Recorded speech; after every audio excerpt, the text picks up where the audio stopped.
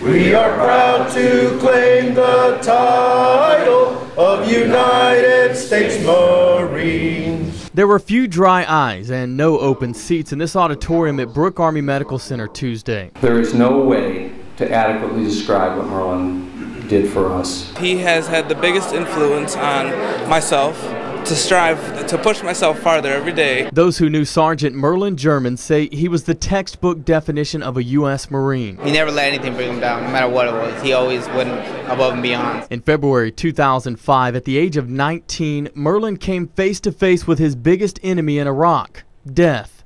An IED explosion burned 97% of his body. But Merlin decided he wasn't about to lose this battle. We learned very early that the words failure and defeat were not in Merlin's vocabulary. After spending 500 days in the hospital, Merlin was released, but he never really left. The Marine spent his spare time encouraging staff and patients at BAMC, teaching everyone his motto. 3% chance of living. What you gonna do?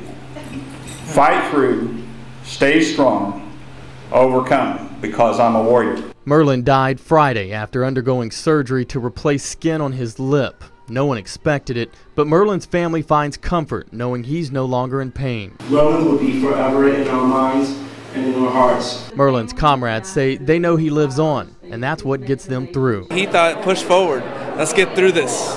And he pushes everybody to get through it, and he still is up there right now. He's pushing us even harder. Tonight, standing with the Lord, as sure as there is a Lord in heaven, Merlin German is guarding the streets of heaven.